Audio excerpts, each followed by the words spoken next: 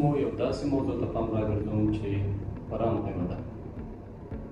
تاسو ته په ډاګه ده موږ د خپل ماشومانو سره د لوبو پر مهال زورونه کوو، کله یې جګوو په ځمکه یې راچوو، کله یې پاس په هوا کې غورځوو او یا هم په ضربې سره دوی سر ته، پښو ته، لاسونو ته حرکات ورکوو.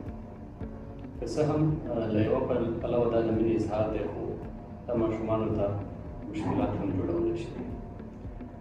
دا مشکلات په کومه طریقه جوړیږي؟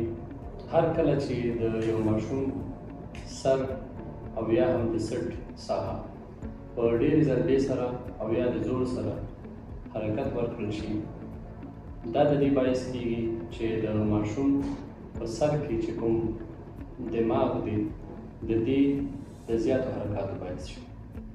دا حرکات ولې په اډلټس کې یا په غټانو کې نه رامنځته کېږي؟ نو د دې علت دا دی چې د ماشومانو چې کوم د دماغو ساخت دی دا ډېر زیات اوبلن دی په نسبت د غټانو. په دې کې د اوبو سویه زیاته ده، بل د ماشوم مازغه لا د تکامل په حالت کې وي، فل ډیولپمنټ ته نه وي رسېدلی، پوره نه وي جوړ، نو خالیګاه پکې شتون لري. نو په دې توګه هر کله چې موږ د ماشوم سر ته په ډېر ضربې سره یا په تیزۍ سره حرکت ورکړو، دا د دې باعث کېدلی شي چې لومړی خو یا د وریدونو د صدمې باعث شي چې د انسان په دماغ کې کوم وریدونه دي، او دغه وریدونه چې صدمه وګوري ممکن د دې نه وینه راووځي او د ماشوم په سر کې جمع شي، کوم چې د فشار په واسطه او یا هم د وینې د اریټیشن په واسطه باندې د ماشوم دماغ ته نه جبرانېدونکی زیان رسولی شي. دویمه صدمه د اعصابو رګونو ته کېدی شي، یا هم نخاع یا سپاینل کارډ چې ورته وایي هغې ته هم صدمه رسېدلی شي. زموږ په ټولنه کې د انسان صحت ته دومره پام نه کېږي لکه څومره چې پکار دی.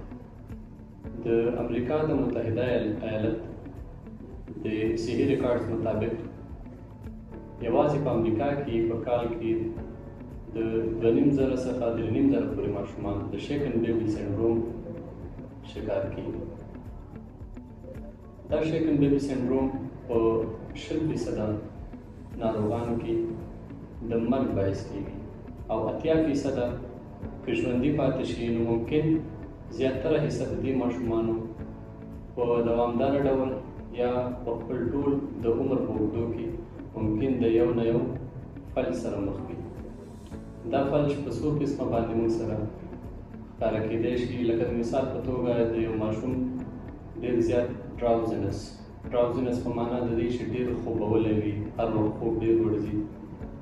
دویم نوی داسې کېدی شي چې یو لاس یا پښه یې شل شي. نورې نوې په دې ډول دي چې د سماعت یا د اورېدلو د حس څخه خلاصېدل، یا چې د سترګو په نظر کې مشکل.